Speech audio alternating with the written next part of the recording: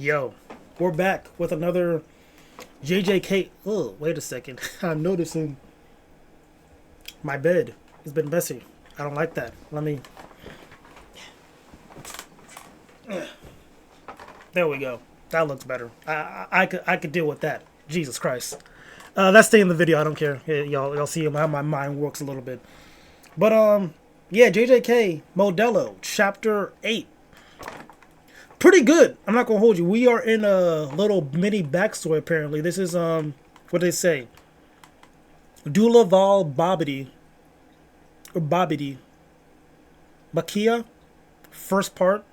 Might be two parts, might be three parts. I don't know. But the point is, we're getting like a backstory of Maul and Cross when they were younger, on the days when they were on their other planet and whatnot.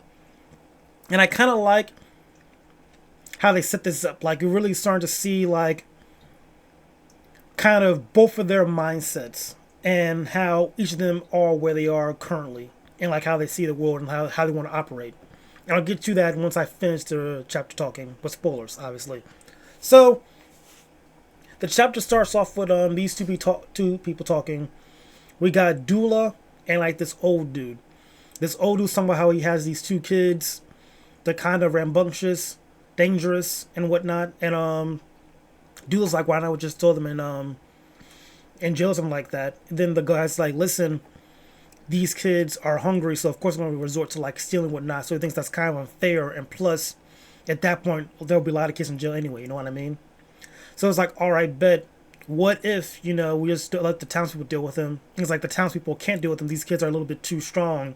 And the only way they'll feel safe if I chopped off one of their limbs or whatnot. So they could feel like not as powerful, you know what I mean? Because these kids are strong to, take on these average adults. So dude was like, okay, cool. I'll take, let me see them first. Let me take care of them. And instantly, Morrow and Cross get to try to find this dude. They get one tapped, obviously. He's a whole adult. I think it's kind of obvious that he's a strong character, Dula. But again, like, it's just like, kind of shows like both sides are like, as kids, they're pretty strong. But obviously, this is like a different tier of adult. So at that point, they calm down a bit, and they are now working with this dude to build a canal. That's the whole goal, is to build this canal for this first part of the chapter or arc. We'll say the chapter is like building the canal, right? So they build the canal, and they start to have what's the word I'm looking for? Both Morrow and Cross respect Dula because like he's like really strong. Like they show like he always beats them up. Like when they try to fight him, he always wins. So at that point, they kind of respect for this strong person, and they see like cool feats he does, like breaking boulders with one punch and whatnot. They just think Dula is a cool guy. So obviously, with thinking of whatnot, we all watched anime before. Something bad's gonna happen to Dula. I don't know what yet, but something tragic is gonna happen to Dula, and it's gonna be upsetting. You know what I mean? I see it coming. I think we all see it coming. We don't know what, but it's gonna be some stupid shit. It's gonna be like, bro, what? But like, it's bound to happen. We're gonna be upset. It's gonna be like it's an obvious we're sending this guy up to die moment. But it is what it is. We move on. We all know anime tropes at this point.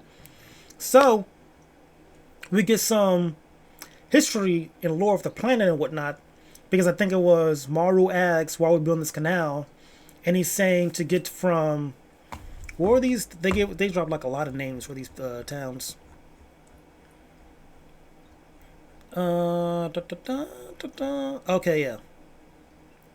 So from Sharma to Deskunte, like if they want to trade the guy, go to like three different points. It's gonna be like point one, bang, point two, bang to get to Deskunta. And it's like a very long way around, like he said. So he said instead they're building a canal, so it's just straight through. You cut through it, you get to Deskunta with ease. And then Cross is like, but why are we doing this, bro? Deskunta's, or what is it? Deskunte, yeah, they don't like them. You know what I mean? Deskuntes don't like us. They don't mess with us. They're not fans of us. And then we learn that they're apparently on this planet they're called Lumerians. Mario and Cross their race, or I guess their clan are called Lumerians. So Lumerians worship this beast, or these beasts called Callians. There we go. They're called Callians, right? And Callians, they attack all other clans or races except for Lumerians. So Lumerians are always safe, but Callians don't harm Lumerians but attack and kill any other race. So that's why So that's interesting to hear. So all of the other races are like, hey, listen, we gotta kill off these chameleons, or how do you pronounce Callians? Callians. Let's kill off all these Callians, because they're harming us. And obviously the Lemurians are like, hey, no, these are like, we worship these as divine beings. You can't do that. So they kind of segregate them to like this barren wastelands, like live with the chameleons and whatnot. Then on top of that, we learn that the Duskentes wanted to build a canal, but they kept being attacked by the Callians. There we go. I'm looking at the name right here so I can make sure I pronounce it. The Callians. So it's kind of just, dropped on the Lemurians to just do the job because only they could do the job, because no one else can do the job, because they'll be attacked and killed by these divine beasts and whatnot. So that's why. So then we get, I think how Maru got his quotas like being kind to your neighbor and whatnot. And let me see the quote exactly. Right here. There are times where you shouldn't retaliate. Diskunte won't change unless Lumilia does first. You need love and Herculean effort to live and prosper among people who don't share blood and borders with. Whom you don't share blood and borders with. And there was one more thing he said too that I thought was important. No, I think that probably comes later. So yeah, that was like a quote I want to read like verbatim. Right there. Oh yeah. Right here. So then he's saying, then cross like live and prosper among them, question mark. And that's when Dula's like, I'm talking about being good neighbors. Accepting our differences would be let me zoom. Accepting our differences will be immensely easier if we have common ground. I believe this canal will create the common ground between Lumerians and Duskantans. Duskantans? Deskantans. Whatever. The desk people. We'll call them that. So yeah, now we got that part. So now we're getting like all this, more of a foundation of what's going on here is on this planet, Cross and Mars people were kind of subjugated against because not only do they have like these animals that, don't attack them, but they attack other people. So now you're being moved to like this section of the world where you live with these monsters, but they don't attack you, but they attack everyone else. So like there's already this grudge of people not wanting you to be around, and then putting like this barren wasteland too, because of your difference of you respecting this beast, divine beast, and whatnot. And I forgot to say at the very beginning of the chapter, this is important too. The very beginning of the chapter, we don't know who's talking. I'm going to assume it's probably Cross talking. Actually, low key. Oh, and I got it. I'll just read this one too. So this one says, the government wiped out our hometown. Our parents fought to the bitter end, but were buried with everything they fought for. The stone my father treasured more than his life was just another rock to me. Even now I wonder if that stone was special in some way. So even then, it talks about like how, in the beginning of the chapter, like other people like literally destroyed the whole town, their whole hometown and whatnot, by the government. So the government did this. Like again, you're your own section of people, this race of people, and the government took out your whole hometown, lost your mother and father. So right now, there's already like this, not grievance, but chip on your shoulder against the world. You know what I mean? Because they just dislike you for who you are. And then now you're getting like this new perspective where Dula's saying, hey, listen, we need to take the first step in showing some type of kindness to break this common ground so they could at least try to learn to accept us and let us be the good neighbor first, which will then start a chain reaction of, them being kind to us and respecting us, So that's that. So far, again, this chapter is pretty good because we're getting like good backstory and again understanding Cross mentality and Mars mentality. We're going to go on even further. We're not done with the chapter, obviously. There's still more to come.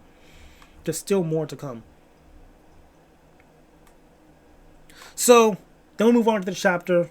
They're like day whatever of mine and whatnot. But then we find out that like all the rocks that they mined got destroyed and put back where they were mining the canal, because they had like rows of boxes like Dalu will break the wall, chip away at the wall. Maru and Cross will collect rocks, put them in containers, move to the side. But somebody destroyed the container full of rocks and moved it back to where they were digging at. Now, Maru thought it was Cross. It wasn't Cross. Dulu didn't think it was Cross either. He said it'll be a bit too extreme for him. It's probably people who just don't believe in the canal. And then At that point, Cross then approaches these guys who did destroy their work, beat them up because he believes like, hey, listen, what did he say exactly? I like quoting people at this point. He should have educated you dealing with through your bodies, not your brains. Because like Dolo's like, hey, listen, they're gonna come around at some point, so I'm just gonna let them be instead of retaliate. But Cross is like, listen, I'm gonna beat you guys up to show you just so you guys won't do it again. He doesn't believe that they're going to learn through what's I'm looking for through thought. Like, hey, listen, at some point they're going to see what this canal will do for us. Instead, it's taking action. Be like, hey, if you guys are going to still attack the canal, I'm going to use my fist to hurt you. I don't know. There's some way I'm trying to say it, but it's not coming out the way I want to say it. The point is he beat them up for destroying the canal or destroying their work towards the canal. All right. So at that point, they get to work. We see like different cutaways of them working through the canal and whatnot, doing through trials, tribulations. It's a nice little montage. It's cute. And then at some point, the council elder, who we see, I think at the beginning, like I think chapter 1 or 2, who introduces one of the boss guys. I'm trying to think of his name. Like the boss Sumerian, I think they're called. That's like their secret weapon almost. So we see him. He's like one of those council members, and he now got people to agree to help with the canal. So they got like more people inspired to work on the canal and whatnot. So now we have more people working on the canal. It's not just Dula and these two kids. It's not like the whole community helping to work on the canal. But you all see the people who trashed the canal earlier now helping on the canal too. And then we have like this nice little moment with Cross apologizing for hitting them, and ungrateful for them to help on the canal. And they're also happy to be working on the canal as well and whatnot. So it was just nice to see. And again, with the quote saying, "You need love and Herculean effort to live and prosper." So again, just Dula inspiring these kids, especially Cross right now, to like be better and like try to reach out helping hands and whatnot. And using like that one quote to then draw like a olive branch for these guys who once were destroying the canal, but now we have like the same path. And let me also move even further with apologies for my actions, because we're all working together in the end to build this canal. Right? So we get this montage again, people working together, and at some point the canal is finished. It's looking great. It's fantastic, right? So now they're talking about like how the Discanians want to build a port here, and now they're trying to figure out like the regulations of how they're going to do it without water going crazy and whatnot, and like where to put the port. How this is also just like a great thing for them, because like now with the Discanians wanting to build a port here, let's open a trade for us and we can start to prosper even better. So it all sounds like a good win, and we're all happy.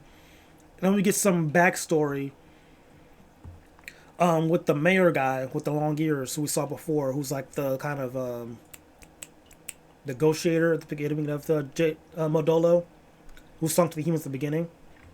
We get a little bit of his backstory. Yeah, his name is Japaloma.